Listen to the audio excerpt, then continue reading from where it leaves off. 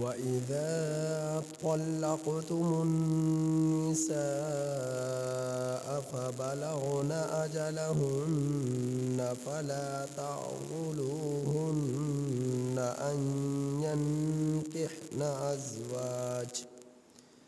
أن ينكحن أزواجهن إذا تراضوا بينهم بالمعروف ذلك يوعظ به من كان منكم يؤمن بالله واليوم الآخر ذلكم أزكى لكم وأطهر والله يعلم وأنتم لا تعلمون والوالدات يرضعن أولادهن حولين كاملين لمن أراد أن يتم الرضاعة وعلى المولود له رزقهن وكسوتهن بالمعروف لا تكلف نفس إلا وسعها لا تضار والدة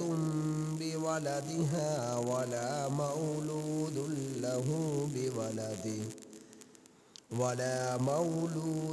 له بولده وعلى الوارث مثل ذلك فإن أرادا فصالا عن تراض منهما وتشاور فلا جناح عليهما وإن أردتم أن تسترضعوا أولادكم فلا جناح عليكم إذا سلمتم ما آتيتم بالمعروف واتقوا الله واعلموا أن الله بما تعملون بصير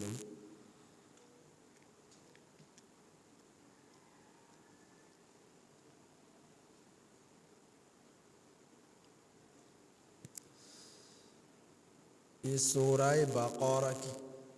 آیت نمبر 232 تک 233 تک آپ حضرات کے سامنے تلاوت ہے۔ ان آیات کریمہ کا ترجمہ یہ ہے وَإِذَا اور جس وقت طَلَّقْتُمُ تم طلاق دے چکو عورتوں کو فَبَلَغْنَ پھر وہ پہنچ جائیں أَجَلَهُنَّ اپنی عدت کو فَلَا تَعْضُلُوهُنَّ تو تم انہیں نہ روکو اس بات سے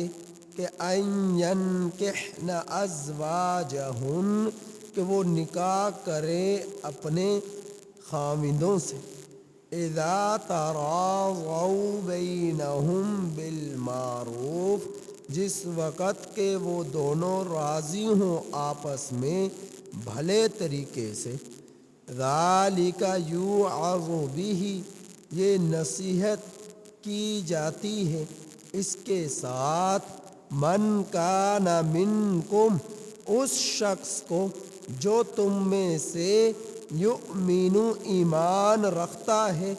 باللہ اللہ پر والیوم الآخر اور آخرت کے دن پر ذالکم ازکا لکم یہ تمہارے لیے زیادہ پاکیزگی ہے وأطہر اور زیادہ ستھرائی ہے ذالکم ازکا لکم یہ تمہارے لیے زیادہ سنورنا ہے یہ تمہارے لیے زیادہ ستھرائی ہے وأطہر اور یہ تمہارے لیے زیادہ پاکیزگی ہے ذالکم ازکا لکم یہ تمہارے لیے زیادہ بدنی طور پر ستھرائی ہے، وَأَطْهَرُ اور قلبی طور پر پاکیزگی ہے، وَاللَّهُ يَعْلَمُ اور اللہ جانتا ہے، وَأَنْتُمْ اور تم لوگ لا تعلمون نہیں جانتے، وَالْوَالِدَاتُ اور وہ عورتیں جو مائیں ہیں، والوالدات اور مائیں یرضعن دودھ پلاویں گی، اولادہن اپنی اولاد کو، حولین 2 سال، کاملین مکمل، اور مائیں اور دودھ پلانے والی عورتیں دودھ پلائیں گی اپنی عورتوں کو، اور وہ مائیں جن کے وہ بچے ہیں وہ دودھ پلائیں گی اولادہن اپنی اولاد کو 2 سال کاملین مکمل، لمن اراد اس شخص کے لیے جس نے ارادہ کیا، ان یتم الرضاعہ دودھ پلانے کی مکمل مدت کرنے کا، اس شخص کے لیے جو ارادہ رکھے کہ مکمل کرے دودھ پلانے کی مدت کو، وَعَلَى الْمَوْلُودِ لَهُ اور اس شخص پر جس کا وہ بچہ ہے، یعنی باپ کے ذمے ہے، رزقہن کھانا پینا روزی، وکسوتہن اور ان عورتوں کے کپڑے،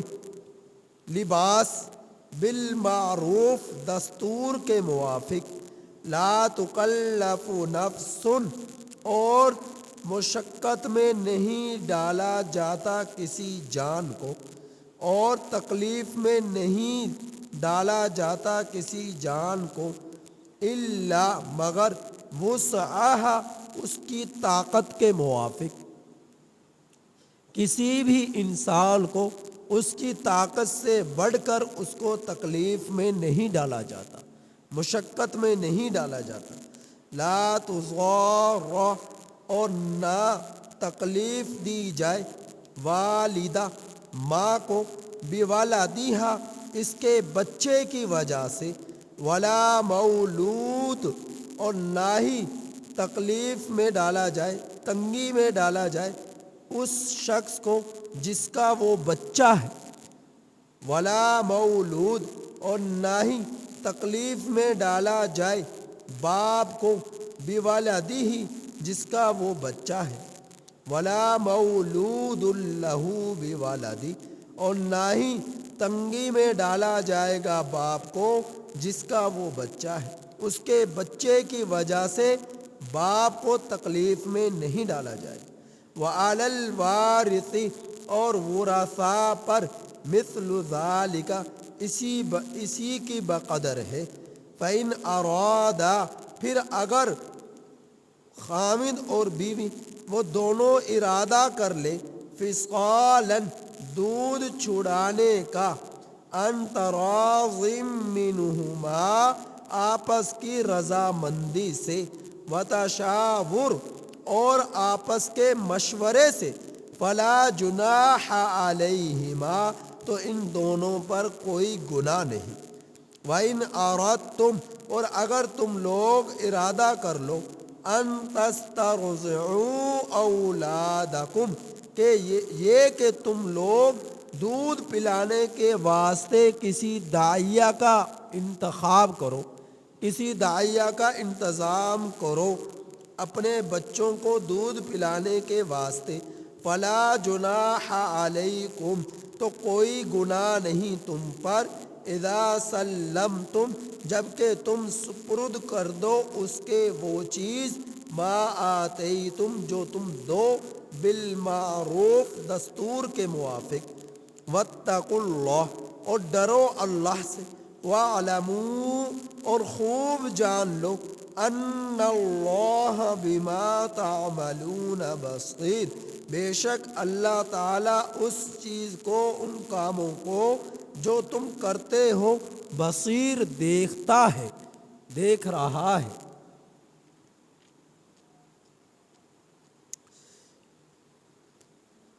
سورہ بقرہ کی ان 2 آیات کریمہ میں پہلی آیت کریمہ میں تو اللہ جل جلالہ نے حکم یہ دیا کہ جس عورت کو 1 یا 2 طلاقیں دی گئی تو جس وقت اس کی عدت پوری ہو جائے تو عدت کی تکمیل کے بعد خاوند کی اور اس بیوی کی جس کو طلاق دی اس کے خاوند نے آپس میں وہ راضی ہوں نکاح کرنے کے لیے، تو ورثاء کو چاہیے کہ ان کے آپس میں نکاح کرنے میں رکاوٹ نہ ڈالے اور پہلے خاوند ہی کو زیادہ ترجیح دی جائے، جبکہ طلاق رجعی دی 1 یا 2، چونکہ عدت کے دوران تو بغیر نکاح کے ہی رجوع ہو سکتا تھا، لیکن جب عدت پوری ہو گئی 3 حیض 3 مہینے یا وضع حمل، تو اس وقت بیوی کی بھی خواہش ہے کہ میں پہلے خاوند کے ہی نکاح میں آ جاؤں، اور خاوند کی بھی خواہش ہے، میں وہ احساس ہو گیا کہ اب میں دوبارہ اپنی اس منکوحہ کو تکلیف میں نہیں ڈالوں گا۔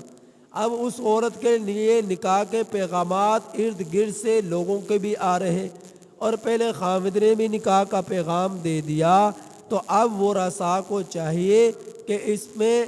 کوئی رکاوٹ نہ بنے پہلے خاوند سے نکاح کرنے کے اعتبار سے، لہٰذا پہلے خاوند ہی کو ترجیح دی جائے کہ اس سے نکاح کر دیا جائے۔ تو اس کی مکمل تفصیل میں کل بیان کر چکا تھا، اور یہ ایسا کرنے میں فائدہ کیا ہے؟ ایسا کرنے میں سب سے بڑا فائدہ تو یہ ہے کہ اس میں بدنی پاکیزگی بھی ہے اور قلبی طور پر بھی پاکیزگی ہے، میاں خاوند اور بیوی دونوں کے لیے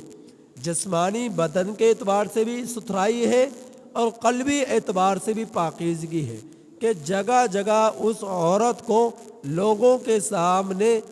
اپنے اس پاکیزگی کو عیاں نہ کرنا پڑے گا، جگہ جگہ اپنے، اور دوسرا جو دل کا میلان پہلے خاوند کی طرف ہے، اگر اس خاوند سے نکاح نہیں کیا گیا تو اس کا دل اسی طرف اڑا رہے گا، اور دوسرے کسی اور خاوند کے شخص کے نکاح میں بھی چلی گئی تب بھی ہو سکتا ہے کہ اس کی زندگی اچھی نہ گزرے، کیونکہ اس کے دل میں تو پہلے خاوند کے ہی خیالات ہیں۔ اس وجہ سے پہلے خاوند ہی کو زیادہ ترجیح دی جائے، تو جسمانی طور پر قلبی طور پر دونوں اعتبار سے دونوں کے لیے زیادہ اس میں خوش دلی ہے، اور نکاح کے بندھن میں بندھ جانا یہ زیادہ مضبوطی ہے، لہذا پہلے خاوند ہی کو ترجیح دی جائے۔ دوسری آیت کریمہ میں اللہ جل جلالہ نے اولاد کو، بچے کو دودھ پلانے کے مسائل اور احکامات بیان فرمائے ہیں، کہ عام طور پر نزاع جھگڑے یہ پیدا ہو جاتے ہیں خاوند اور بیوی کے درمیان، کہ جب خاوند اپنی بیوی کو طلاق دے دے، اب وہ عدت گزار رہی ہے، تو وہ بچہ جس کو جنم دیا، اگر بچہ ہے اور اسے دودھ پلاتی تھی، تو عدت کے دوران بیوی کے لیے حکم ہے کہ وہ اس بچے کو دودھ پلائے، اور اگر نہیں پلائے گی تو گنہگار ہوگی، اور اگر خاوند سے مطالبہ کرے گی اس پر اجرت کا تو وہ مطالبہ نہیں کر سکتی۔ کیوں نہیں کر سکتی؟ کیونکہ خاوند کے ذمے اس عورت کے کھانا پینا، نان و نفقہ، ضروریات زندگی، رہنا سہنا سب کچھ اسی کے ذمے ہے، اور وہ اس کا کھانے پینے، رہنے سہنے کے انتظامات کیے ہوئے ہیں، اس پر خرچ کر رہا ہے، اس کی ضروریات پورا کر رہا ہے۔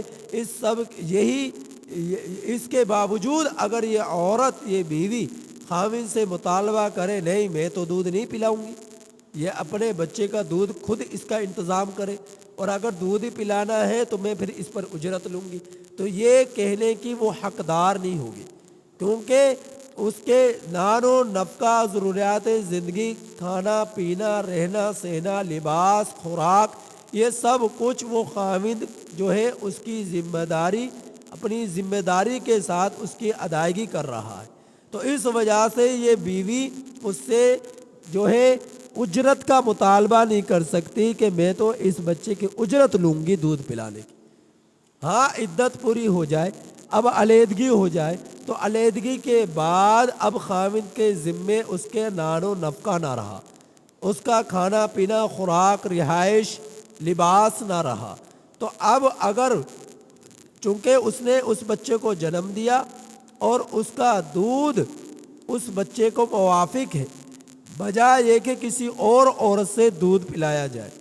اب اگر اس سے دودھ پلائے، وہ دودھ پلائے تو دودھ پلانے کی اجرت عدت کے بعد، علیحدگی کے بعد وہ لے سکتی ہے، اس سے پہلے وہ دودھ پلانے کی اجرت نہیں لے سکتی۔ اور پھر اگر اس کے علاوہ اگر وہ دونوں میاں بیوی ابھی عدت گزری ہے بیوی کی، لیکن کوئی ایسی بیماری ہے کہ اگر بچے کو دودھ پلائیں تو بچہ بیمار ہو سکتا ہے، یا بھی عورت جو ہے وہ کمزور ہو سکتی ہے، بیماری بڑھ سکتی ہے، اتنی کمزور ہے تو دودھ نہیں پلاتی، اور خاوند اور بیوی دونوں آپس میں رضامند ہو جائیں کہ کسی اور عورت سے دودھ پلائیں اس اجرت پر رکھ کر، تو کسی اور عورت سے بھی دونوں آپس میں رضامندی سے دودھ پلا سکتے ہیں، کسی داعیہ کا انتخاب کر کر کہ وہ داعیہ آئے اور ان کے اس بچے کو دودھ پلائے، اور اس کی جو اجرت بنتی ہے اسے وہ اجرت ادا کرے، قیمت ادا کرے، جس طرح کہ پہلے زمانے میں یہ عام معمول تھا۔ یہ نبی کریم صلی اللہ علیہ وسلم کے جب آپ صلی اللہ علیہ وسلم دنیا میں تشریف لائے تو اس وقت جو ہے آپ صلی اللہ علیہ وسلم کو دائی حلیمہ نے آپ کو دودھ پلانے کے لیے آپ کو گود لیا اور آپ کو لے کر گئی اور آپ کو دودھ پلایا تو آپ کو اس کی جو ہے دودھ پلایا۔ اس وقت دائیوں کا یہ عام رواج تھا کہ وہ گھر گھر جاتی اور بچوں کو گود لیتی اور اجرت لیتی اور دودھ پلاتی۔ تو آپ صلی اللہ علیہ وسلم کو بھی دودھ پلایا گیا، کسی اور عورت نے یعنی دائی حلیمہ نے آپ کو دودھ پلایا، جبکہ وہ آپ کی نہ عزیز تھی اور نہ ہی آپ کو جنم دیا۔ آپ کی والدہ تو حضرت آمنہ علیہ الصلاۃ والسلام تھی، تو آپ کو دودھ پلانے والی عورت داعیہ وہ دائی حلیمہ تھی، حلیمہ سعدیہ تھی، تو آپ نے آپ کو دودھ پلایا۔ تو بطور اجرت کے دودھ رکھ سکتے ہیں کسی اور عورت کو دودھ پلانے کے واسطے کہ وہ آپ کے بچے کو دودھ پلائے۔ اب دودھ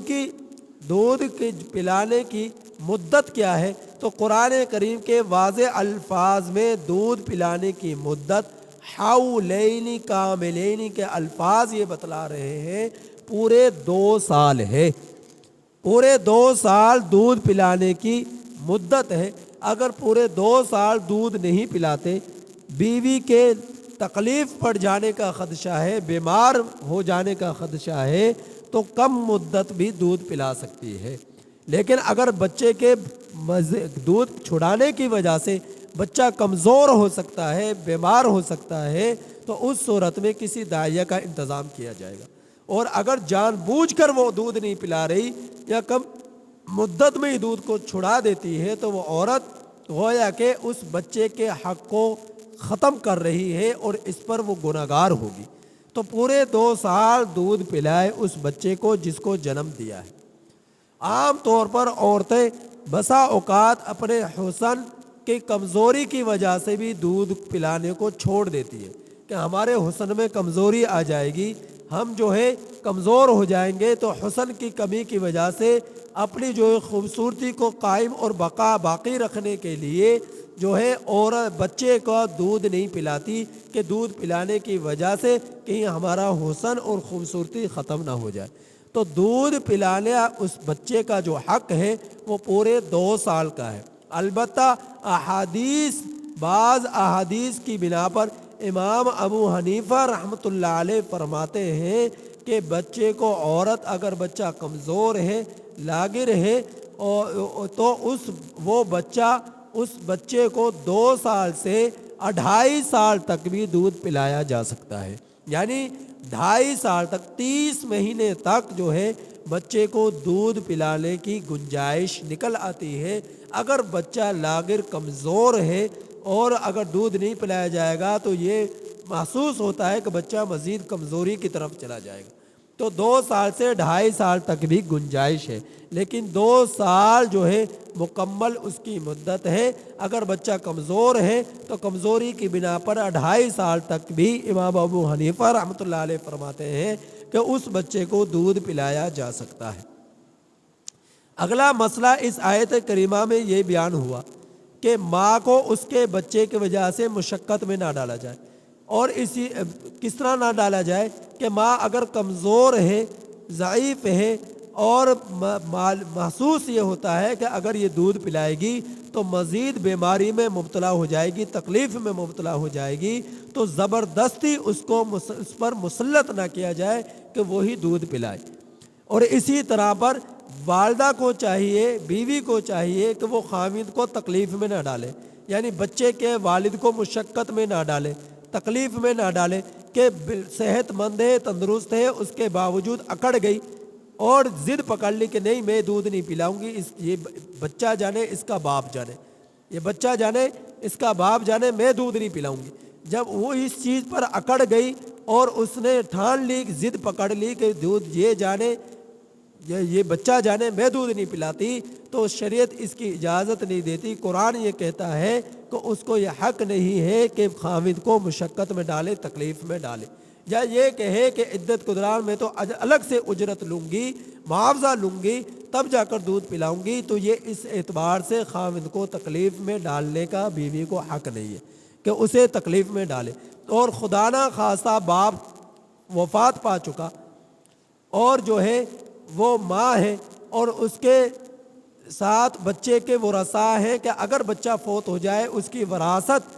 اس کے خاندان کے وہ ان لوگوں میں جو حقدار ہیں اس کی وراثت کے ان تک پہنچتی ہے، تو وہ وارث جو ہے وہ زیادہ حق رکھتے ہیں کہ وہ پھر باپ کی جگہ پر وہ اس بچے کی تربیت اور دودھ پلانے کا انتظام کریں گے، دودھ پلانے کا انتظام کریں گے، اور اس پر ہونے والے اخراجات کی ادائیگی کریں گے،